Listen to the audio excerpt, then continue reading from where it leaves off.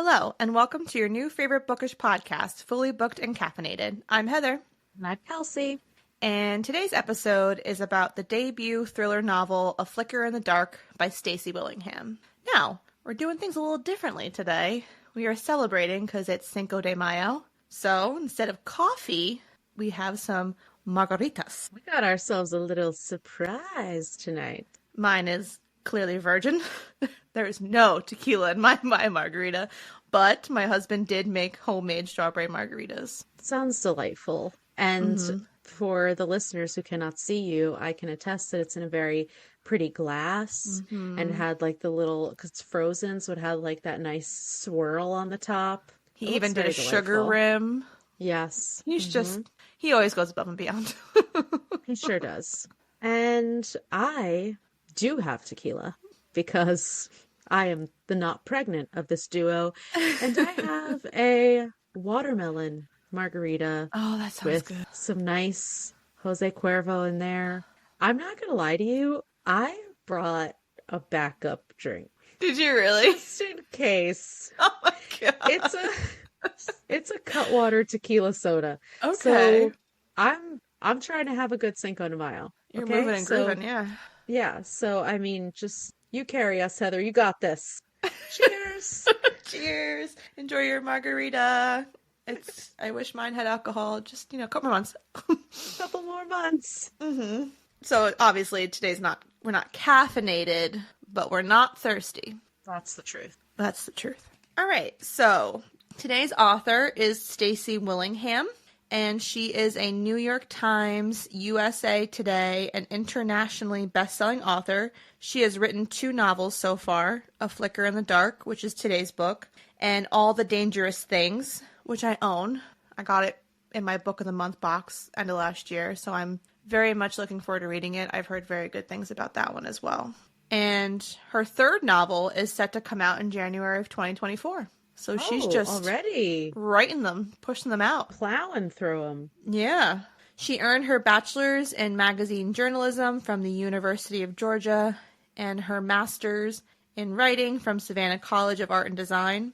Before turning to the world of fiction, she was a copywriter and brand strategist for various marketing agencies. And her books are currently being translated in over 30 languages. Oh, that's really cool. Which is impressive considering she's still such a fresh author. Yeah, I can't believe I knew this was her debut novel, but every time I'm like, really? Like, it's surprising to me. It's nice to see when these authors that come out with their first book and they're just written so well and they're actually good.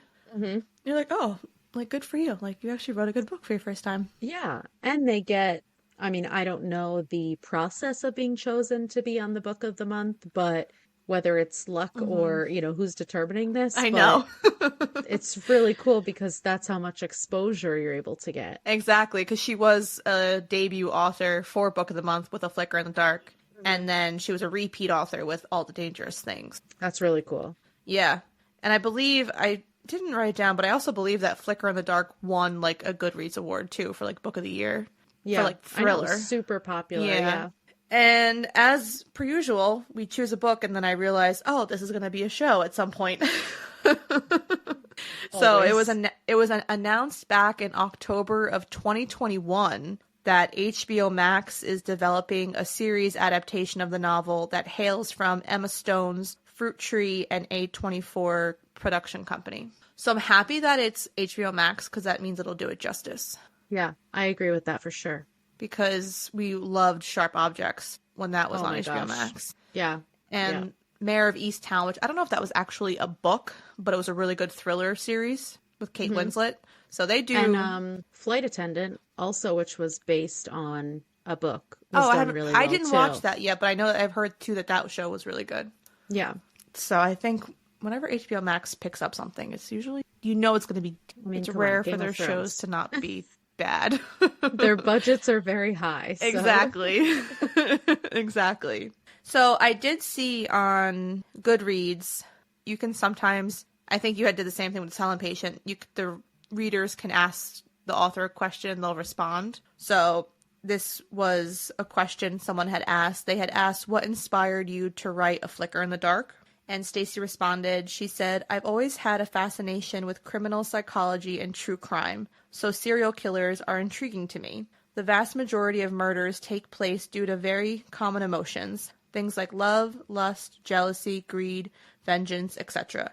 So while the majority of people would never act on those emotions and take another life, we can at least understand the emotion. With serial killers, however, it's almost impossible for a normal person to wrap their mind around why they commit their horrible crimes. All that to say, one day I was watching a documentary and a picture popped up on the screen. It was of Dennis Rader, also known as BTK, walking his daughter down the aisle at her wedding. At that point, BTK had murdered 10 people already, and nobody knew his identity yet, including his family, and it hit me right then that if strangers had a hard time understanding a serial killer, I couldn't imagine how their families must feel. It felt like an earth-shattering betrayal that would have repercussions across every aspect of your life, and the idea of a flicker in the dark was basically born in that moment. I wanted to tell the story of a serial killer through the eyes of his daughter, because through those eyes, the villain suddenly became much more complicated." Shit. Yeah. I love that answer. And it's Uh-huh. so, I mean, think about us. We met in a true crime book club. Mm-hmm. True crime has been hugely on the rise the past 5, 6, Oh, 7 yeah. years. Mm-hmm. The obsession with it, the fascination with it. And that really, like, encapsulates it. Like, we're trying to figure out what the fascination is with these people, trying to figure out what drives them, what makes them different from other people, like whether they had traumatic childhoods or whatever, what makes them kill people when other people don't kill people. Mm-hmm. So that's wow. And the whole family thing, obviously, I mean, BTK is one of the most famous ones where his daughter had absolutely no idea. I know. So that's when you say it like that, and then you read this book, it's so obvious the parallels. Exactly. Yeah. But also, just like such a well-worded answer. She's a very good writer. She's clearly good at, she knows what she's doing.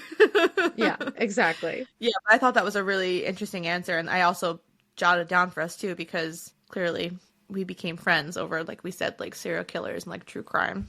Mm-hmm. Mm-hmm. So there's a whole community of us. It's a very large community of true crime. And lovers. it's always been kind of like taboo of Mm-hmm. a thing to be interested in.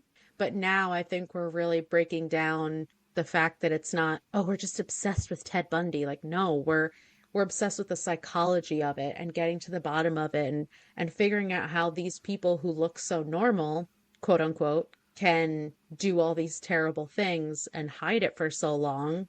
It's just it's such a complicated thing, but it's so interesting. And that's what makes these thrillers so exciting to read, because it all has that same theme. You know what I mean? Mm-hmm.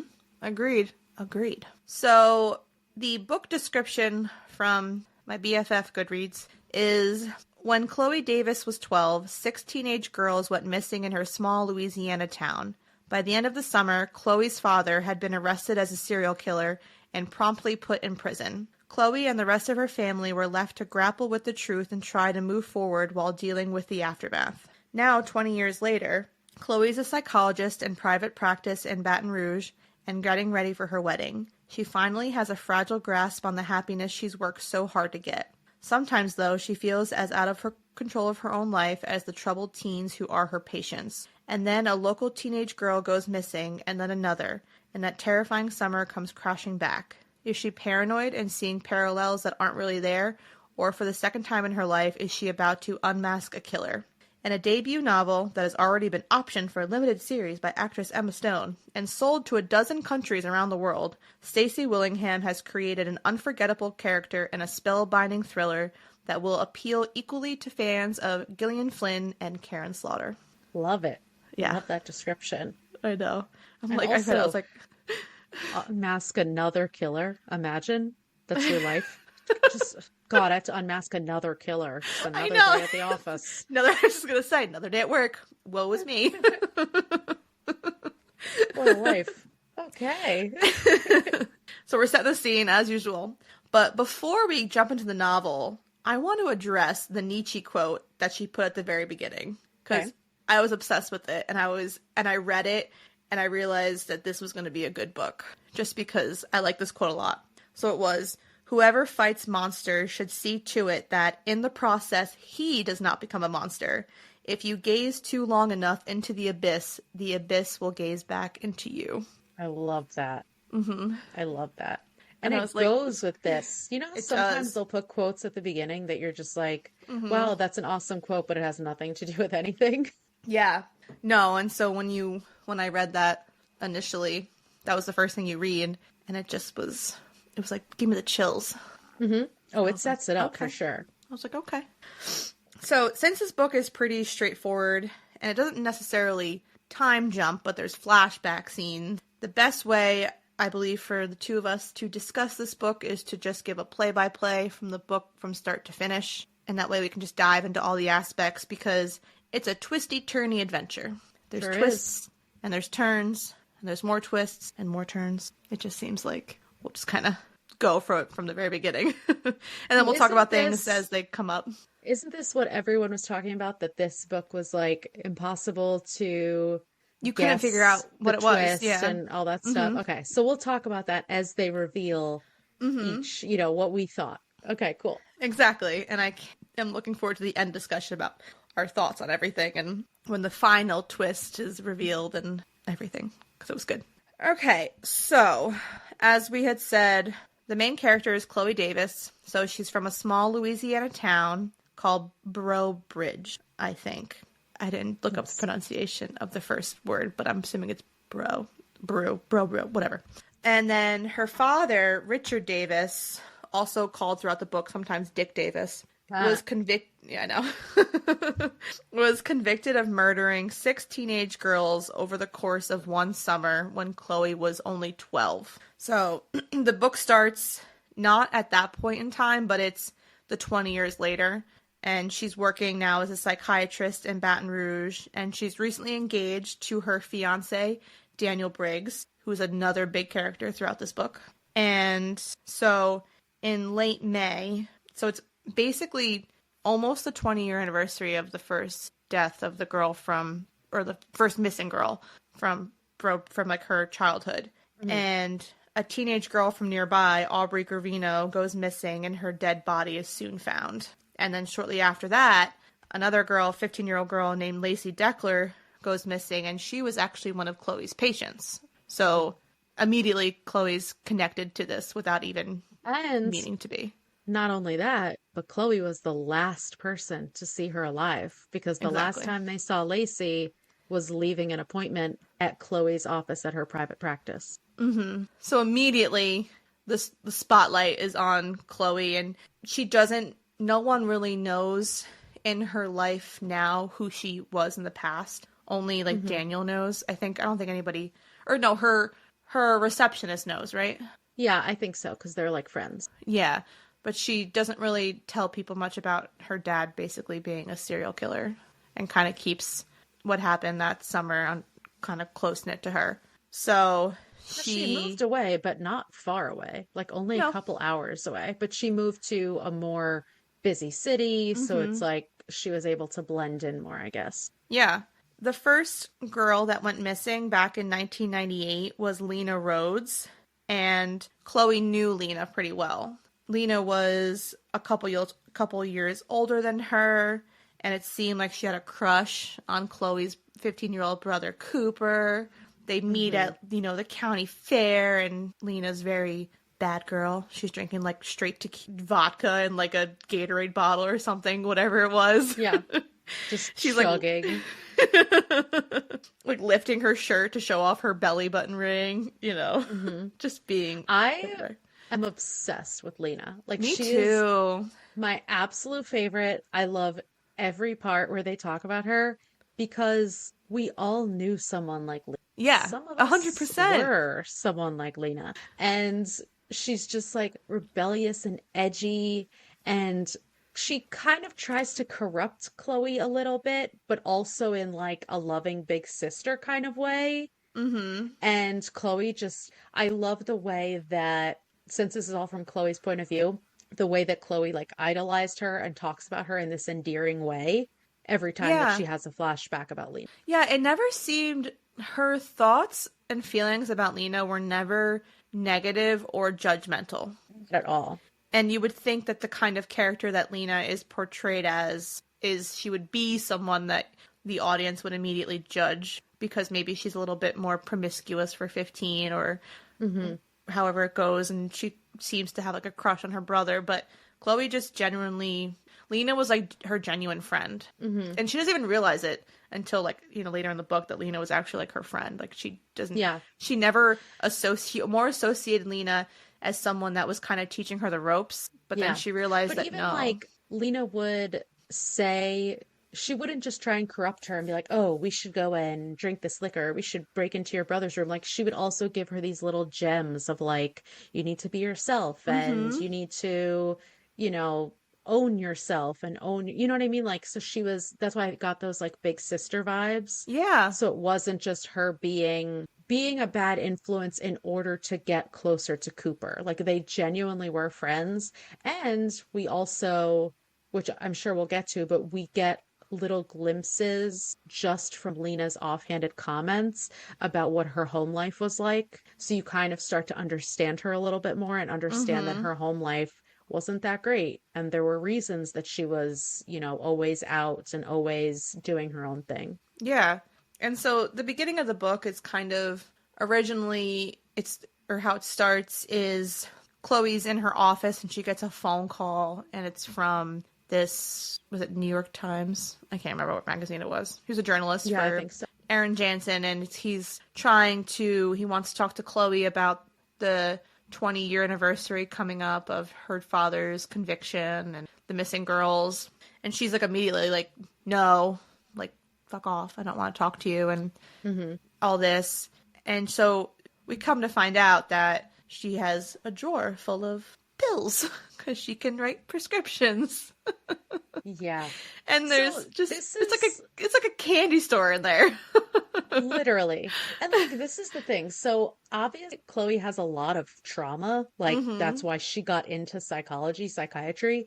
And this whole like drug candy drawer, she doesn't actually take, from what I remember, any of the other drugs besides Xanax. And like, taking Xanax is not a big deal. Like, people are prescribed Xanax. But the problem is that she is calling these prescriptions in her fiance's name. Yeah. And then going to fill them and pick them up and prescribing them to herself. Like, so it turns a normal medication into an unhealthy reliance on a drug. You know what I mean? It becomes like a problematic situation. And exactly. It almost, and I mean, my assumption is the reason why the author brings that up to the front immediately is because you automatically now have kind of like a suspicious eye on Chloe in a sense, because now you have to wonder, is her judgment impaired throughout the book? You know, it's because, you know, she's illegally writing scripts, filling them, and then taking them. You know, that's against the law. It's illegal and I can't do that. Yeah. And she keeps alluding to the fact that she's had issues with drugs in the past and that she doesn't need them. She just needs to know that they're there. So I think you have it spot on. Like, they're trying to set up the fact that, yeah, Chloe might be helping other people, but she is not fully over her trauma at all. No, the drugs to her are almost like a security blanket. She doesn't necessarily need to have them. She doesn't necessarily need to take them, but knowing that she has access to them, I think, kind of calms her a little bit. Yeah, because there's one part where she's like, even like holding it in my hand, I'm immediately calm. Yeah. And I'm like, girl, that is called a drug addiction. Yeah. So the very beginning of the book, you're already learning all these things immediately about the main character. And then she comes home and she's paranoid because the light is out at her house, and she's like, I never turned that off. Like, that should be on. Which, hang on for a second. Does she not know the fact that like light bulbs can burn out? Yeah, I know. That was my first thought. I was like, that was mine too. I was like, oh, it's probably nothing, and they're trying to build it up as something because of like you're automatically like thrown into like this suspense world. But then it turns out her fiance was planning a surprise engagement party, and so surprise, and everyone's like celebrating their engagement, which was quick. They got engaged pretty quickly, and they're getting married in like 2 months. So it's all very fast, which again, I think is another almost suspicious thing in the book, because whenever someone wants to get married quickly. And the fact that she doesn't like surprises. And Yes. he threw her this surprise party because he's like, oh, you never would have done it for yourself and you never Yeah. would have wanted a party and stuff. But like, he knows how he knows about her past. So he Mm-hmm. knows that she would not like a surprise like that. And she does not like being, shocked by Yeah, anything. exactly. And her brother Cooper is there at the party, and Cooper does not like Daniel. Understatement. Cooper just disapproves of him heavily. He's like, you don't know him. He is He not doesn't Daniel's know number one you. fan. No. Yeah. But Cooper has also always been very overprotective of Chloe because of what their father did. And so Hmm. he kind of almost, because the father goes to prison and then eventually the mother has kind of a mental breakdown and she tries to commit suicide. So Cooper definitely had to step up as kind of more a parental role to Chloe instead of just Hmm. a brotherly role in their youth. Yeah. And this interaction at the party between the brother and Daniel and Chloe, it tells you so much. I mean, it's Oh, like a yeah. 5-minute interaction, but it tells you that Cooper and Chloe have always had problems with relationships. And that's why Cooper doesn't understand why she's rushing into something because they've Yeah. never been able to let people in. And then Daniel comes out and he's like, is everything okay out here? And he kind of like pulls her closer. And it's kind of like not a jealousy dynamic, but like, I mean, I guess jealousy or like Oh, it's possessiveness. It's I was gonna say it's like a possessive whoever can possess her more is the more superior one out of the two men Right, right. because they both want to protect her in their own ways and they both feel that they Hmm. can do it better than the other. Exactly. Yeah, So it's kind of like it's like a pissing match. It's literally what it is. exactly. And like one of them is her brother and one of I them is her fiance I who's know. known her for like 8 months or something. I know. So, so Cooper's at the party and then he leaves and then it's the next day. And so Daniel's a pharmaceutical sales rep and the bro travels a lot for work. Suspicious guy number one, person who travels a lot. Why you always gone, you know? That's true. Especially for someone like Chloe, who you would think would need that. I mean, I feel like, yes, she would need her alone time, but she would also need a strict schedule Mm-hmm. and, to know where someone is at all times just because of her past. So, yeah, I was suspicious of him yet, but the traveling thing is like, it just adds a little, you Yeah. know, I knew like once I read the insert for the book and all these teenage girls were going missing and there was the connection to Chloe. When I got to the part about him being like going traveling a lot, immediately I was like it was like a little like yellow flag, little red flag. I was yes. like, all right, got to keep an eye out for him. He's definitely going to have some kind of role in this entire novel. Hmm. And so he's gone, and that's when Chloe discovers that, the girl went missing. Or was that before? Was that before or after the party, actually? It wasn't after the party? It was after the party, but the first girl goes missing, and it's not a big deal because it's just like obviously a coincidence, like one person Yes. goes missing. But Mm-hmm. then once the body was found, and then the second girl goes missing, who Yeah. she knew, that's when Chloe starts Really spiraling. starts spiraling. And so first, before she's like even questioned about Lacey Deckler, Chloe is just stressed. She's like, I need my Xanax. She's like, I'm gonna freak out. And so she's driving around and she ends up at the cemetery where they're doing kind of like a search for the first girl, Aubrey Rubino's body, because I guess that was where she was last known to be, was the Yes, cemetery. she was last seen at the cemetery. Yes.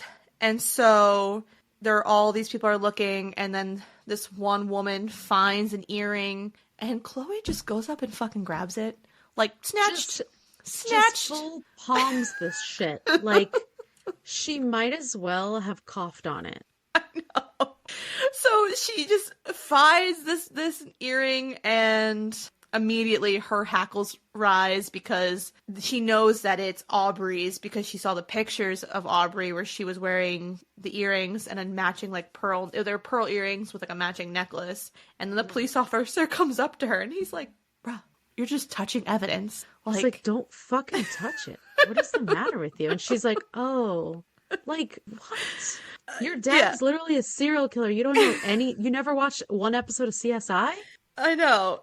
And so she's immediately, and then, but because like the big reveal from the flashback is that, so Chloe is the person that discovers this. She's looking through her parents' closet. She's playing dress up, looking for one of her mother's scarves.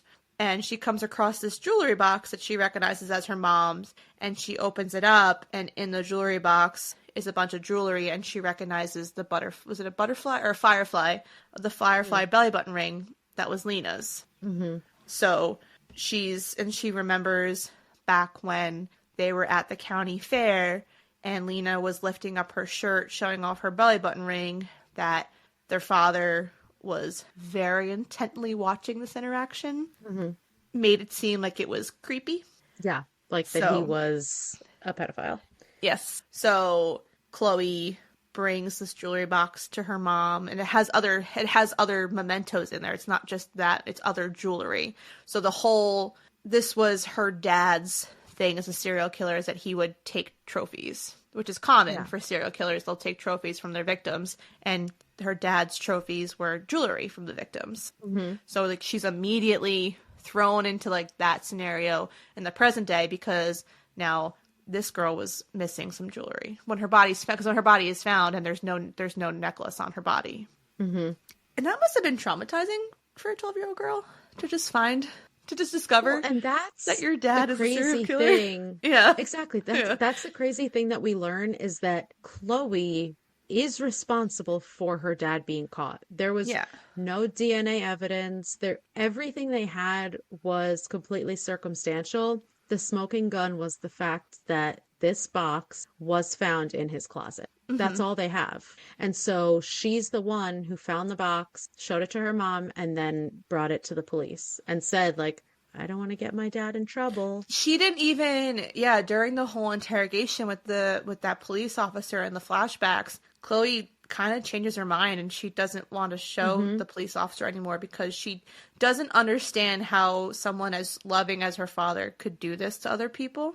Mm-hmm. And her father she talks about it so much, how safe her father made her feel, and how much he took care of her, and how he would make comments, both the parents would, about, there's girls going missing, there's someone on the loose, and it's not safe to be outside. There was curfews in the town. There was, no one was allowed outside by themselves around that age. So he was always, telling her to be careful and making her feel safe. And so she's like, not only can she not imagine that it was her dad, but she's also like, I don't want to get him in trouble because I don't want to lose him. So like, even as a 12-year-old, she's understanding what the implications of her actions are going to do, but she's young enough to think that maybe it won't be worth it to turn him in, because then she would lose him. You know what I mean? Yeah. And she also recalls a time when she couldn't sleep, and she was reading in her little nook in the window, and she saw her dad coming back with like a shovel in the middle of the night. So she's also worried about that. So she's trying to decipher all this evidence that's now presented to her, and wondering. Which, ask a question, Chloe, because that is fucking suspicious, okay? The looking at Lena from across the way could just be a creepy old man thing. But the coming from the woods with a shovel, I feel like you could ask a question. I don't know. But that's just me. Anyway. Yeah. Or maybe but then, I don't know. It's almost like her teenage brain almost made her feel like she was like hallucinating it in a sense. Yeah, like that she was had an seeing overactive things. imagination. Yeah. So I don't know. I would have just asked. I would just be like, hey, were you gardening last night? Yeah, I know. I don't know. But, all right, Chloe, you do you. Because Chloe was the last one to technically see Lacey Deckler, or so it seemed, she was the last person to see her. The detective shows up to her place of employment, well, her place of work, and the kicker is that he comes with the police officer that ripped the earring from her hand. And he's like, do I know you? And Chloe's like, nah, bro, we don't know each other. She lies at the dumbest times. She just lies. I Like think he's gonna know. Just be like, yeah, I was helping search just like everyone else in the town. Like you don't have to make it weird. I know. I know. So, but I think it's because of her past, and there's another experience that she had when she was in college. So she always feels almost worried, like nervous around police officers because she's constantly put in these situations that she didn't ask to be put into. Hmm. And so she just doesn't want to seem suspicious, which in a sense will make you seem suspicious because you're Yeah, trying not because to be suspicious. technically you put yourself right in the middle of that when you picked up that earring, but Yeah. okay. Yeah, so they question her and she's like, I don't know, like I didn't watch her leave the office. I don't know if anyone was waiting for her. I couldn't tell you. And so she has obviously nothing of substance to tell these police officers, Hmm. so they And she's a leave. psychologist, so they're Yeah. saying like, was something going on at home? Did she run away? And she's like, I can't tell you Can't any tell of you that. that. Like, Mm-hmm. I'm her psychologist, and also there was nothing that was so dire that would suggest that I would need to break that confidentiality. Mm-hmm. Exactly. And after that, I believe it was she had already cleared her schedule prior to that because Aubrey's body had been found Hmm. and she was basically having one of her many mental breakdowns and couldn't really function. It seemed she couldn't bring herself to she knew that she wouldn't be present for her patients. So Yeah. she Yeah, had she them. has these like episodes where she just like completely shuts herself out from the world, lays on the couch catatonic for hours on end, which is kind of the drawback of Daniel being gone all the time, that Mhm. she's able to do this for days at a time. And then she's like, okay, he's coming back tomorrow. So like I just have to be a normal person by tomorrow. Exactly. And Chloe kind of already has these theories running through her head that now there's two girls missing, one has showed up dead, that it has some kind of connection to the 20-year anniversary of the missing girls and her father. So since she already has a day off, she's like, I'll go visit my mom. I'll go to the assisted living facility that we have stuck our brain dead mother in.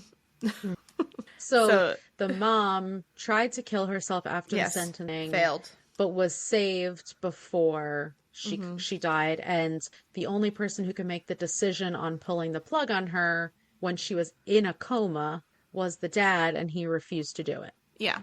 So now she's just brain dead, She Verity can't level. she's unable to move or speak, but Chloe thinks that she can communicate, and it's by her tapping like her finger against her leg, so she can kind of get like yes or no answers from her mom by She talking doesn't like that. fully No. believe it because she won't tell anyone because she's like, Yeah. they'll think I'm crazy. They'll think I'm making it Exactly. up.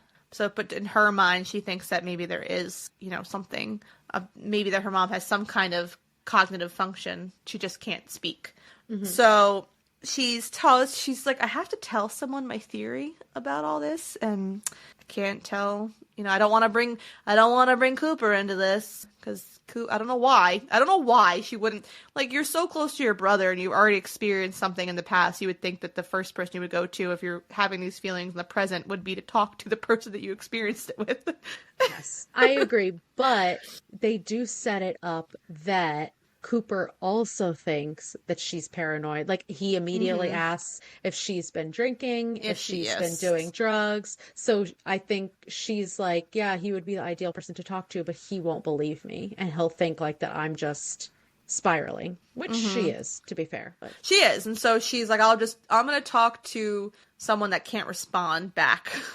So she just tells she her mom. says how fucked up it is. She's Yeah. like, I'm just gonna like unleash this on my mom, who then can't pass it along to anyone else Yeah. and just like has to internalize it. She's like, that's pretty fucked up of me, but like, I'm gonna Mm-hmm. do it. Yeah, that's more or less what she does. And she Yeah. promises to bring Daniel to meet her mom because she hasn't done that yet. And they're getting married in 2 months. And she knows that her mom should meet the guy she's going to marry, but she doesn't really want to bring him around. Hmm. And She has then, so much resentment yeah, towards her mom. she does, which I think is fair. Absolutely. I You think so lost too. one parent to a criminal behavior, and then your remaining parent can't handle the stress, so they try to take their life and just Yeah. leave behind their two young kids. Yeah. And that's why she can't bring herself to take care of her mom, to visit her more often, because she just feels so betrayed.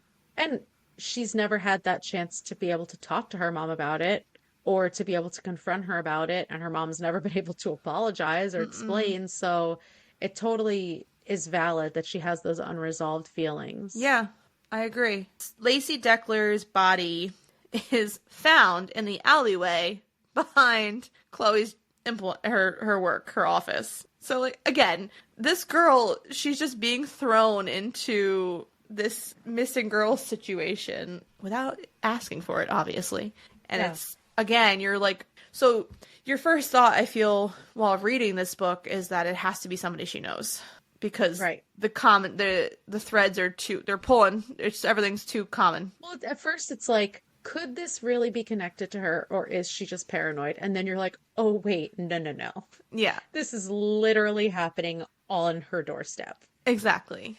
And the detective says that they have her body and they want her to come look at it to see if anything's out of place, which that's traumatizing in it itself. This is not normal police protocol.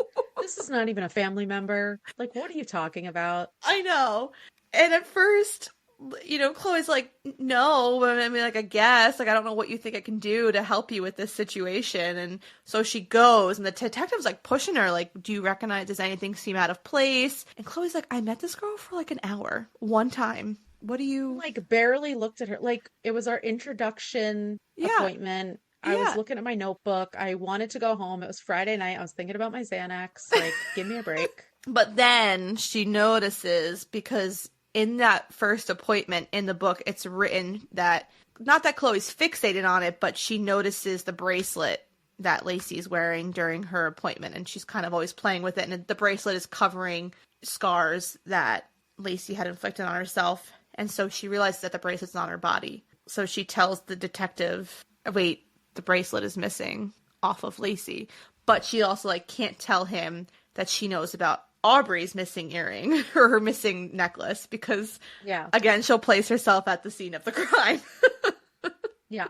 And she can't say, oh, back when my dad was a serial killer. He used to collect Exactly. jewelry. So, like, she already has these working theories in her mind, but she won't tell anybody because she doesn't want to get thrown back into that life, and she doesn't want to be... I don't know if she necessarily feels that she'll ever be a suspect, but she doesn't want to go through all this again. She can't go through it again. It's like you said before, that she's very apprehensive about police, and she knows that the more she gets involved, I don't think it even crosses her mind that she's going to be a suspect because, well, I guess it does when they come to question her because she was the last one who saw Lacey, but she just thinks they're going to start digging into my past. They're going to find out who I am. Yes. They're going to find out about the incident in college. They're going to find out about all of these things. So she wants to help, but she doesn't want to be involved, which is not a great setup. No, and then basically she tries to just solve it herself, more or less, is kind of like what it comes down to. So, Yeah. because this is all too crazy for her, and then also when she was at the assisted living facility, she discovered that her mom had a visitor, and that visitor was Aaron Jansen, the New York Times reporter dude. So she contacts him and basically flips her lid. And was like, how dare you, blah, blah, blah. But then she's like, let's talk, though. Let's have a quick conversation. And her and Aaron are having a conversation, and he suggests that the recent murders could be the work of a copycat killer who's obsessed with the murders from her past. Oh, yeah. So that gets her wheels lights turning. This fire underneath He does. her. Oh, he 100% does. And Chloe knows that only her family and the police and the victim's family knew about the missing jewelry. That wasn't a known fact. No one knew that. It was only because part of like the plea deal for his the dad's So that he didn't get the death sentence. Yeah, was that he would disclose where the bodies were, the location of the bodies, and that the jewelry was never put into evidence or anything. So no one knew except for the family, the police, and the victims' families. So now... Wait, which he never did, by the way. No. Well, he did. He told them where they were, but he told them the location, but by the time they went there, there was nothing to be found. Oh, because they live in It, Louisiana and it's and it was like, so long. It was a few months after this, after they had gone missing. So the right, assumption right. was that, Okay. animals ate it or whatever. The boggy They weather, the couldn't find swampy weather. Yeah. anything. So, but Okay. he said that that was where, and again, that was never really touched upon again. It was kind of almost like a loose end in the book, because if he just this if he like says a location, you don't find any bodies, wouldn't you still like push him to tell you if maybe he's lying or Yeah, because they literally found nothing. It's not like they found no, like an arm bone. no, it They was literally found just nothing. And then they're just nothing. like, okay, keep your plea deal. I don't know. That part was a Yeah. little weird.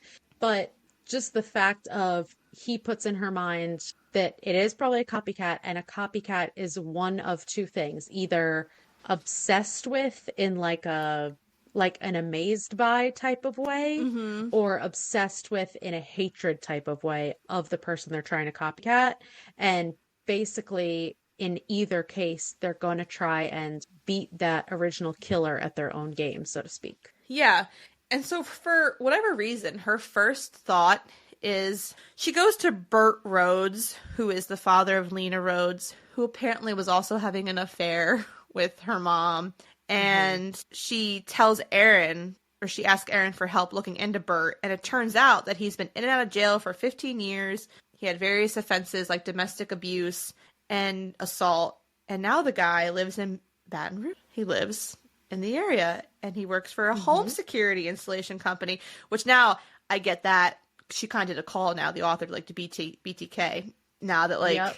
I read Yep. this, and I'm like now reading that and then saying that, okay, she did like a cool little callback. So now Chloe, because I think Chloe has an obsessive personality, she becomes fixated on things. Now she's fixated on Burt Rhodes, and she's Hmm. now officially convinced that this is the guy that is killing these girls. 100%. It's 100% him. So she's looking at the website for the home and security installation. His picture's on the website. Daniel walks in on her, and his basic assumption is that Chloe feels unsafe because so Daniel does know about her family. He didn't know initially when they first met, but Chloe opened up enough to tell him about her past, Hmm. and she discovers something about him too, that when he was in high school, his sister Sophie went missing and was never found. So they kind of have Hmm. like a commonality with each other. So he thinks that she's And not feeling that's safe. why Yeah. she opens up to him, because to her, this was the first boyfriend that she ever had who didn't know who she was Mm-hmm. and wasn't just with her to like find out about her father. So the fact that she was able to tell him technically on her own terms, that's kind of what made her trust him so quickly. Mm-hmm. Exactly. And so his assumption is that she feels unsafe, and he was, well, when I come back, like, well, because he has to go on another trip, Hmm. another work trip. He's got to travel again. Says never home. He's like, we'll install, we'll get it installed. And so he leaves, and literally like an hour later, it's like very quick, by the way. This was very quick. There's someone at her door, and Chloe thinks it's Daniel coming back because he like forgot something. And she opens her door, and it's Burt Rhodes. Yeah, just in the flesh. And she's like, what the fuck? So like now is like where it's been twisty and turny, but now is like when I feel like from this point on is when it's just like constant. There's something coming up. So fast So paced. Yeah. yeah. So he comes in, and Chloe doesn't know if he recognizes her, so she gives like a different last name, and he explains that her husband had called, or someone had called to install a security system, and then she just like starts questioning him like, "Oh, do you live in the area long?" or whatever. She's so not chill. No. She's the opposite of chill. And I actually loved when he was like, bitch, you think I don't know who you are? No, me too. Me too. Because you could just tell the whole situation was just full of tension, and you could tell it was coming from both sides. So you knew you knew that he had to know, or at least have an inkling. Yeah. Because even when I didn't even remember what he knew who she was too, because I think the husband had gave like her name, not like Her their real name, yeah. yeah. And had said he already knew that she was lying because the fiance had said, I'm on my way out of town, but she'll open the door for you. And as soon as he got there, she didn't want Bert to know that she was alone. So she was like, oh, my husband's upstairs. But like, if you need me to go ask him anything, I can. Yeah. So automatically he knew that she was lying. And Red then flags. she's just like trying to play it cool. And he's like, Chloe, I literally know who you are. Like, you think that I don't know that you live in Baton Rouge. And then he goes off on Yeah. a rant. He He's like, you does. live this charmed life. I lost my daughter. Your dad was a monster. And you have your own practice. You obviously have plenty of money and blah, blah, blah. And Chloe is like, dude, Lena was my friend. Yeah. Like, I miss her too. And that's when you realize how responsible she feels and how Lena's death really did affect her. Obviously Absolutely. more than the others, Mhm. but just like that her dad could be responsible for killing her friend and like one of her only friends. Yeah. And Bert makes a comment about, do you ever think about it, like how it would feel to like take a life? And so she's just now her nerves are gone. They're shot. So Bert leaves, and she shortly after that goes to the detective and is ready to just kind of give like her lead on stuff. And she tells him like who she is and why she thinks Burt Rhodes is the killer, because no one knew about the jewelry. And so the detective does believe her. Like, he actually takes what she's saying. And because to be fair, Bert was being sketchy as fuck and not doing himself any favors. And he did have that history of criminal charges and stuff like that. So like, she's not wrong to suspect him, no matter how paranoid she is. No, and so the detective says, all right, like, we'll look into him. Like, you gave us, like, a decent lead. Like, we'll see if it pans out. And it's the same evening, Chloe's sleeping, and the house alarm starts going off. And so, of course, her first thought is, like, Burt Rhodes is here to kill me. Like, Burt Rhodes has come back. He is going to murder me. My fiance has a gun in the closet. I'm gonna go search this closet for this gun that I don't know how to use. And then she's in the closet, and she finds the necklace that matches the earrings from Aubrey's picture. And so now Chloe is just staring at this necklace, like freaking the fuck out, because now she realizes that, oh shit, it's Daniel. Daniel's the one. Now she goes from Bert. Doesn't immediately think it. Like, No, she's like, what is the explanation? I know. I agree with that too. Did Bert put this here? Did this like magically apparate here? Yeah. Like, what? How did this happen? I know. And then it ended up being Daniel that was in the house, and he didn't know the code, or like how to like turn off the alarm. And so she's just again, from this point forward, she's just on a full tilt spiral. Yes. There is everything she does now is based physically like on emotion and just her instinct, and she just rolls level with it. 100 constantly from this point on. Yeah. And so now she's just freaking out. She suspects Daniel, and then they get an emergency phone call from the assisted living facility that Chloe's mom like stopped eating and she's gonna die basically. So she doesn't want Daniel to go, but Daniel basically takes the keys and was like, no, I'm taking you. Like, there's no reason why I wouldn't go with you for this. And he kind of gets the vibe. Like pushing him away. Yeah, he gets the vibe. Pushing him away. Yeah, that she's just kind of, that there's something going on. He understands, he gets the vibe that something's not right. And Chloe has a moment alone with her mom, and she starts communicating with Chloe by tapping her finger.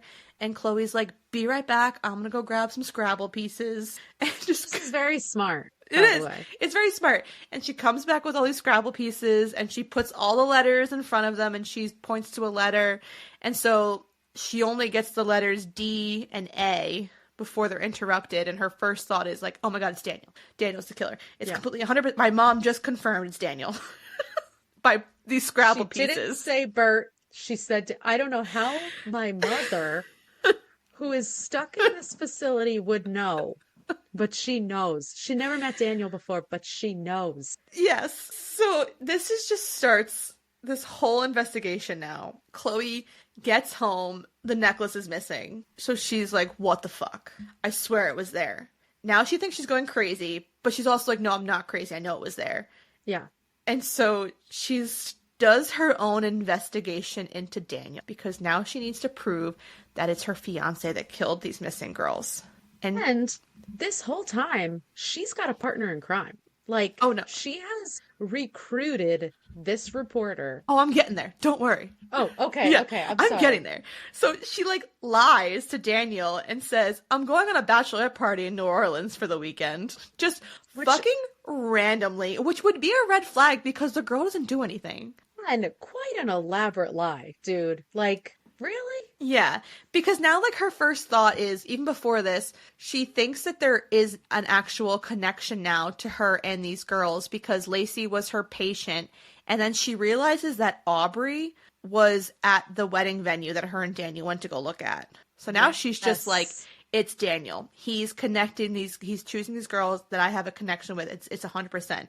So then she looks in his briefcase and she finds the information that she needs that's not disclosed yet. We don't know what it is. And then she calls our good old friend Aaron Jansen and is like, "You're an investigative journalist, right? Let's do some investigating. Let's do it. Put your And he's like, investigation sure, hat Chloe, on." let's do it. Yeah. And so Wait, she showed. can we Go ahead. rewind for 1 second? Yes, Are we going to absolutely. talk about Ethan Winters? Would That's right. I forgot about that.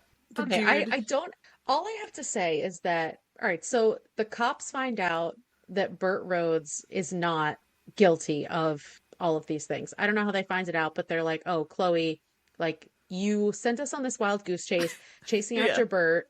And then they find out the thing in her past that she didn't want them to find out, which is that in college, she had a restraining order brought against her because she was with her college boyfriend and he started being sketchy and weird.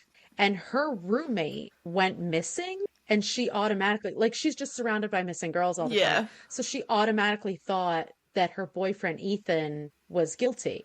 And the reason that we need to talk about this is because this is fucked up that the cops is. aren't believing her because of this, because Ethan was shitty. Ethan was cheating on her with her roommate slash best friend in quotes. So he was doing something wrong and fucked up, and then he gaslit her into thinking that she was paranoid over nothing. Oh, I know. And then she overreacted by like breaking into his dorm room. And Like, and then but he and also was like still wrong.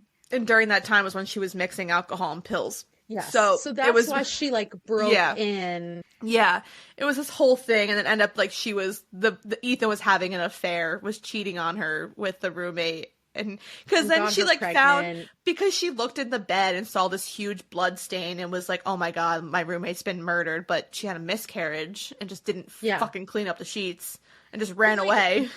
Do we blame Chloe for thinking that? No, She no, kind of no. does have a history She of already being has. around I was dead just gonna girls. say she already has a history of people going missing around her, so I think she's already it's already going to be a predetermination for her when someone if Yeah. something similar like that happens. So I just thought the cops were being a little bit unfair. I was like, I get that she has a history of accusing people who aren't necessarily guilty of murdering people, but Ethan still sucked. No, and I think that's why I think the whole point of that story in itself in the novel was to make the cops think that they can't trust her now, that she's always going to be discredited. Yeah. And she's completely on her own, and that's why she has to be, She has to be, you know, Inspector Harriet the Chloe Spy. Gadget. She has to like do it herself, She just Exactly. Okay. So- Sorry. I no, had to you're right. defend That her was a good point. I against was, yeah, no, that was a great point to bring up. Not mad about it because it's true. So she meets up with so now Aaron. talk about her partner. She meets up with Aaron at a motel, and she shows Aaron some receipts that show that Daniel was spending time in the area where her father is incarcerated at the Louisiana State Penitentiary. So she's like, it's him. She's communing with my father. He's his right-hand man. He's telling, it's this whole thing. And so And just Aaron's in general, in places that he told her he wasn't going to be. Like if he said, oh, Exactly. I'm going to So New Orleans, and that is and then he was actually somewhere else. that's definitely suspicious when you see these receipts and everything. And it's Oh, hell yeah. but I feel like as we read a lot of thriller novels, it definitely felt like Daniel was like a red herring. Mm-hmm. But the way that she wrote it was so good that you almost doubted the doubt. Like you're doubting the doubt. Yes. Okay, that was me because the second that they introduced Daniel, I Yeah. was like, it's this motherfucker. It's this guy, 100%. And then as it's literally all this incriminating evidence is piling up, Uh-huh. the receipts, and then, we'll get to the Yeah. next part. And then I'm like, there's still over 100 pages left. There's Uh-huh. no way. But like, how is she gonna write How her is way out of she this? exactly? Because then you get to the next part where the reason why they're in this town is because they're gonna go talk to Daniel's mom, who lives. I did not see this shit No, coming. me fucking either. And so it's in like this trailer park, and she discovers. I mean, she already. Daniel had already said like his family was kind of crappy, and he didn't have a good relationship with his family. Yeah, like they weren't invited to the wedding. He didn't talk to Yeah. them. Exactly. And so they're saying they're talking to her because there's been some more disappearances about young girls, and they just want to talk to her about Sophie. And then Chloe's like, "Can I go look in Daniel's bedroom?" Just for no reason. Just because it might help. It might really give us a boost in the investigation. Investigation. And then here is incriminating evidence number 5,000. She finds the book, the same book that he had put his phone number in when they had met at the hospital. And she opens up the book and she finds all these newspaper clippings about her father. So, turns out he's known who she was all along. He did know who And she was lied and who about her it. father was. Yes. So that right there, now Chloe's freaking the fuck out. Then, incriminating evidence 5001. The mom is like, "The ring on your finger, that's my daughter's." And she's like, Wait, before that, when she's like, we were watching on the news about Sophie being missing, and Daniel was smiling. yeah, that too. And I was Yeah. like, Daniel is a sociopath. Exactly. And then you find out that the ring that she's wearing is his sister. So now you're like, it has to be this. Like, it has to be this guy. There's no There's way no way it's this not. guy. It's no way. There's no way. He definitely killed his sister and kept the jewelry because he was following in my father's footsteps because he became so obsessed with my father. So, And the whole time, Aaron is like, where are we? And he's like, wait a minute. Isn't your fiance's name Daniel? yeah. Wait a minute. Like, he is literally just like, I am confused. Yes. So they go back to the motel, and then something happens that I hated in the novel. Didn't need to happen. It was a pointless plot point. Her and Aaron hate fuck. this. And Yeah. I'm just like, why? Like, Why does this always happen?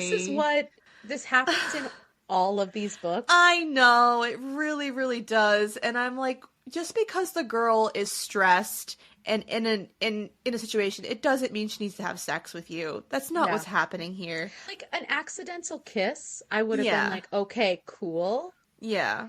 But I guess the whole thing was that like she obviously, even before she suspected that Daniel was the killer, she didn't trust him enough to talk to him about it because she was like, wait, it is a little sketchy that I haven't known him that long, and et cetera, et cetera. And so she just all of her trust in a reporter. Like, I know. what are you Which and doing? I know, and that was weird. And then the next Yeah. he leaves. He goes to leave, and he finds her bottle of Xanax. And she was like, "Will you judge me if I take one?" And he was like, "I think you should take two." Like he's just very like okay with it. Which that happened, and I was now suspicious of Aaron. I don't know. Really? It did. Okay. It just did a total like 180 for me. And now I was looking weird at Aaron because I'm like, See, I was like, this is a man who has taken Xanax and understands sometimes you need two. You know I what I'm know. saying? I was just because I was like, why would he sleep? Because I thought it was weird that he slept with her. That was like the biggest Agreed. thing. I was like, and now Agreed. he's just like, no, you should definitely like medicate yourself right now. So I was just kind of was like, all right, So you understand why she slept with him because she's, like just spiraling down this crazy rabbit hole. And for some reason, he's the only person that she trusts, which makes no sense at all. makes no But you sense. don't understand why he slept with her No. because he knows that she's mentally unstable at this time, like that she's just found out that her fiance has possibly killed his own sister and is killing all of these girls and like all these girls that she has a connection to. And then he's like, you know what? We should probably fuck. Yeah. Like that doesn't track to No. me, but it's a mystery thriller. I get it. But we can move on. So Chloe wakes up from her sleep coma because it's been apparently like 2 fucking days almost. Literally 2 days. And her phone is just blown up with notifications. And she learns that her friend's daughter now is missing. So again, it's someone in her life that's close to her that Daniel knows. And so she is just so certain that Daniel is the killer. Yeah. It has to be him. Also, you're leading a murder investigation and you fall asleep for 2 days. That's not helpful. And so she was like, where would Daniel take these girls? Because then she knows, well, her body's going to show up in a few days because that's his MO. The body goes missing, the girl goes missing, and then 2-3 days later, her body's somewhere. So all of a sudden, she was like, I know where they are. They're in my childhood home. How the fuck she came to this conclusion, I'll never know. It says because she remembers she told Daniel that the childhood home is still sitting. It was never sold. So it's just kind of it's like it's basically in an abandoned house in Brobridge. So she's like, that's where Riley. I know it. I will say I did like the tie-in of using the house. 100%. But the fact that it was like 3.5 hours away or something. Yeah. Like it wasn't convenient. If it was closer, it would have made more sense for her to like immediately jump to this conclusion. Yeah. But Daniel is literally never home. So no, exactly. So it makes California. Sense. Yeah, it definitely makes sense. And so she gets the house and lo and behold, there's Riley drugged up on the floor, but they're not alone. Guess who's there? New York Times reporter Aaron Jensen. What? He's like, oh my God, I thought that he would take her here too. That's so weird. Like, this has to it's be like the Spider-Man meme where they're pointing at each other. I know, everyone's pointing at each other. That's and then all of a sudden he just like breaks down and he was like, I was forced to do this. And Chloe has Daniel's gun with him because she had taken it from the house before she left too, and she just shoots and kills him, which like made me mad when it happened because I'm like, don't kill him. You need him to know who's forcing him to do this. Who set him up? Was it Daniel? Yes, she doesn't think things. It was just, but, and again, the wheels were turning. Like the wheels, just I liked continuously turn. Oh yes, they don't fucking the wheels on this bus are going round and round, and they're not fucking stopping. Okay, they are wheeling so hard. They're doing donuts. She's like all of a sudden. So in this 10 seconds between him showing up and him walking towards her and her shooting him, she has the time to rethink every interaction they've ever had. And she's like, oh my God, the day that we met, how do I even know that he's a reporter? How do I even know that he's the one from the picture? I mean, and then she's like, I could still feel his hands on me because we literally just fucked like 2 days ago, right before my long nap. It's a lot. And then listen, she shoots him. I know, and it's entertaining as fuck. I was into it. Like, it was messy, but I was into it. I was glued to the page. Exactly, because now you're like, well, now how are we going to know, how are you going to prove it's Daniel? Like, you just killed your lead. And then the detective ends up telling Chloe that Aaron was really someone named Tyler Price, which was a high school dropout. So it's someone from town. It's obviously clearly not Aaron Jensen from the New York Times. So she was duped. She was duped so hard. And my dude was playing the long game. He was playing the long game. He was playing her hard. He's the one who told her about the copycats, who got her looking at Bert, who got her looking at Daniel. And, like, she remembers him, like, hanging around when they were kids. He was, like, friends with Cooper, and she was like, so now she's just, like, convinced that now he had something to do with it, obviously, Tyler. And so it's just, it continues. It's just, it's like you literally just pulled, like, a yarn ball and now it's just unraveling and you can't make it stop. There's just so much information coming at you. It could just end there. Like, Tyler could just be copying her father. But she still feels that Daniel's a part of it for obvious reasons. And so she goes home and she discovers that Daniel actually, because Daniel had said to her, because after the whole situation with Riley, she was like, just please come home. Like, I'm going to leave. I won't be here. And so she goes home, and it turns out the dude didn't leave. He just was hiding out in this house, which, again, weird. That's red flag. That's still weird. Still weird. Everything is still fucking weird. Yeah, that was creepy behavior. That was... And so... He's like, I'm going to give you space. Actually, I'm going to hide in the closet. And then he shows her that he does have the necklace, but he's like, but it wasn't me. And then he goes into this whole spiel about how their father was an abusive drunk and he would constantly lay hands on Sophie. They're his sister. So he had promised her that he would help her disappear. And that's what he does. And he's like, once I graduate. The abuse because she saw the bruises on his mother. Yeah. When they went to talk to exactly. his mother. So she believes that he was abusive for sure. Yeah. And so he says, like, I helped her escape and I got the idea from your dad, seeing all the that was why he had the newspaper clippings, because this whole thing with Sophie was based off what he saw her dad doing, which was smart. I'll give it to him. Especially for a high schooler. But also, exactly. like, wow. I was impressed. I know. And so his sister is actually alive and living in Mississippi. So she's still alive. And then, but there's still obviously all these unanswered questions. And he does admit that he was visiting her father in prison. He was going to see Dick Davis because there were parts of the story that didn't line up for him. And he didn't think that her dad was the killer. So another can of worms is now opened. Yeah. Because he just doesn't share any of this with her. Which, like, to be fair, I understand because he knows that she's not over it. And he knows that, like, you can't just go to your fiance and be like, hey, remember how I pretended that I didn't know about your past? I actually did. I've also been visiting your father in prison who you've never visited. And I don't think that he killed all those girls that he's convicted of killing. Like, that's a weird conversation. It just opens up this whole thing. But then it leads to the final twist of all our questions are answered, and turns out the killer now is the same killer as 20 years ago because it's her brother Cooper. And Cooper is the one who made Tyler kill the girls.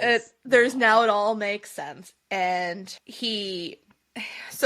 but it was genius what Chloe did to get him to admit to everything too, because she drugged his wine with all like the crushed up Xanax. Okay. But I have an issue with this. Yeah. Because first of all, poor Chloe, we find out during that conversation that she realizes that as Cooper is like falling down because the drugs are hitting his system, he goes to reach for her and she's like, he would have killed me. Like 100%. When he found out that I knew I was just a loose end, doesn't matter that I was his sister, he was going to kill me. My issue is that there's a little hidden camera in the corner of the room where the detective and Daniel are watching from the car. She just illegally drugged this man. Oh, I know. To get a confession. And the cop is like, perfect, crush up more Xanax. Like, this is fully illegal. I know. And so basically, during the flashback scene, Chloe found dirty magazines under his floorboard, and she told her dad. Such an innocent little kid. So the dad like goes in to find them, and then the dad finds the jewelry. And so the dad was covering up for the son the entire time. He knew that it was Cooper, and when he was arrested, she remembers the last thing that her dad said to them, and now she realizes it was directed strictly at Cooper. He had said, be good. And so Cooper didn't kill again until now, obviously. But he admits that the first girl he killed was actually someone named Tara, and he just wanted to see how easy it would be, and then he discovered that it was actually pretty easy. But Lena saw him, and that is why Lena had to go. And then he just couldn't stop after that. Then we find out that it wasn't that Lena had a crush on Cooper. It was that she knew what he was capable of, and she was testing him constantly to see if he would shut her up. Yeah, exactly. And then Tyler was just kind of this loner, and so Cooper like just kind of brought him into his plans the whole time. So it was wild. And it was... Well, the way that she writes Cooper... Yeah. Is so... Like, you believe all of this. Like, I know. And she introduces it subtly throughout the book, talking about how when he was younger, everyone gravitated towards him. He was so charismatic. And then you start unraveling it, and you realize that he manipulated absolutely everyone. He manipulated his dad into taking the blame for him because his dad Hmm. wasn't planning on doing that. He was just hiding the jewelry until he could figure out But what to Chloe do. found it Exactly. unintentionally, so And it then derailed he everything. manipulates the mom because then we find out the mom knew the whole Mom time knew. too. Hmm. And that's why she tried to kill herself. So she wasn't He, trying to say Daniel, she was trying to spell dad. yes, go ask your dad because dad knows. But she writes Cooper as this like Ted Bundy-esque, Oh, yeah. charismatic, manipulative. Of course, Tyler would do whatever he says. Of 100%. course, Chloe would never believe that her brother would do this. And that's why he hated Daniel so much. And he was trying to pin everything on Hmm. Daniel because Daniel's the only one who saw through him. Yep. And he obviously was the one that planted Aubrey's necklace. So when he was at the engagement party, he snuck upstairs and put the necklace in their closet so that when Chloe found Hmm. it, she thought it was Daniel that put it there, but obviously it was actually Cooper. Hmm. So I'm going to be honest with you, and you can believe me or not, but I You knew it called was it. Cooper? Yep. Hmm. Because I was reading it, and the way that she was writing the father, it was definitely like an Easter egg because she would Hmm. always say he was so caring and she felt so safe with him. And I knew from seeing all the reviews, I knew nothing about the book. I didn't know like anything. But everyone had always said, you'll never guess the twist, you'll never guess the twist. And when he was at that party, her engagement party, I immediately was like, oh, it's Cooper. Like, it's Hmm. Cooper. Hmm. And then obviously everything happened throughout the book, but I still had in the back of my mind that it was Cooper. And so I felt vindicated when it was Cooper. Good. And I was like, Well, oh, I fucking got the twist.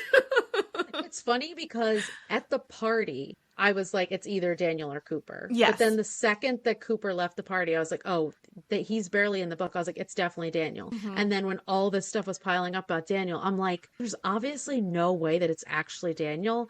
But I didn't think that Cooper was involved enough for I it to be know. him.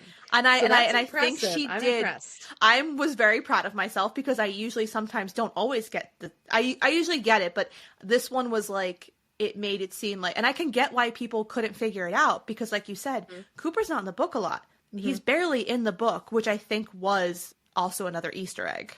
He's a Hmm. character. Hmm. He's a main character in this book, but he's not a main character. And it's also okay, so this is how you do a thriller with red herrings. Like Mm-hmm. there was the Bert route, which Mm-hmm. totally worked, totally Made made sense. sense. Then there was the Daniel route, which holy shit, could there have been any more evidence? And Uh-huh. then there was Aaron, like all of these things. This is what they didn't do in Silent Patient, okay? No. They introduced all of these other suspects and then actually pulled them into the story, gave an explanation for their actions, gave an explanation for why they were so suspicious, instead Mm-hmm. of just being like, LOL, just kidding, it's not any of them. Mm-hmm. So I mean, I think it was a great book. She wrapped it up really, really nicely, and it was Hmm. written very, very well. And I she do, basically and I feel like she also basically answered all the unanswered questions. yeah, I didn't think there were any plot holes, which I Mm-mm. really liked because that's I know you hate usually plot an holes. issue. But I had some questions. Yeah. Why didn't she stay with Daniel? Because I know that she literally accused him of being a murderer, but then when she goes to visit the sister says that like Daniel still talks about her all the time and like insinuated that Chloe was the reason they're not I together anymore. think, in my opinion, it was left open ended that there could be a future for them, just not right now. That now there too much has happened in the matter of because like it was literally like the matter of like a fucking week that all this happened in. Yeah. Yeah. And so, and again, it's another super traumatic experience for Chloe because now she discovers it wasn't her dad at all. It was her brother. And now she has to try to rationalize. Now she has to go back 20 years in her lifetime to now present and rationalize everything her brother's done since then and Hmm. what her brother did then. So I'm assuming that she probably just didn't have the capacity to have a relationship with anybody. She had to reprocess the trauma that she never even fully processed in the first place. I Exactly. mean, she lost her father. She lost her mother. Her fiance was a liar, even if in the end he was trying to help her. Yes. She fucked a serial killer who Hmm. was stringing her along as part of some twisted game. She finds out that her brother, who she's been extremely close to, the only person she ever trusted, is also a serial killer. I mean, I hope she doesn't continue as a therapist after this because my girl, you got stuff to Yeah. unpack. Yeah. So I think that it was kind of like they definitely separated, but I wouldn't if we were to get like a sequel, I would see them together. Okay. Okay. I just think that it was a smart move by the author because how could you stay with somebody after everything that just happened? I would need my space. Yeah.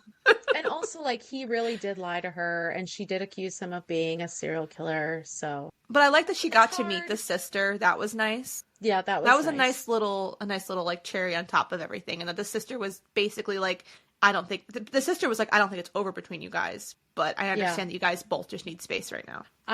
One thing I do wish is that she went and visited her father, or Yeah, that was part of the ending, because it would have been like a full circle I agree. I was moment. kind of anticipating that meeting with her father. I mean, it was kind of like it was Hmm. kind of reference that they were going to rebuild their relationship, but there wasn't really ever any story about it. Yeah, there was like no No resolution there. meeting. Yeah. And she even said like that she just wasn't ready. Like she had seen him on TV after he was exonerated, and she just Hmm. wasn't ready to reach out to him yet. No, but like she would be like willing, it seemed, to like rebuild that relationship with her dad, which I don't blame her because that's literally the only person now she technically has left. Yeah. You know, so it's. But I I'm glad that we read this. I thought it was good, I agree. I definitely agree. and it was just a nice thriller to read because I feel like all the ones that I've been reading have been, like you said, like kind of like predictable or they have plot Hmm. holes, and this was a very tidy thriller Hmm. for and phenomenal for her debut thriller, by the way. Yeah, that's why I'm shocked that this is her debut thriller. I really like her writing. There's a couple analogies. I wrote one down because it just baffled me so much. She has a lot of weird analogy. So there's this one part where Lacey's poster is covering Aubrey's missing poster because Aubrey has already been Yeah. found dead. And she says, quote, already she's been replaced, taped over like a broken vending machine. That's funny. How do you tape up a broken vending machine? People just reach in and get the stuff. Like you can't just tape it. Why would you do that? Why would you take joy away from people?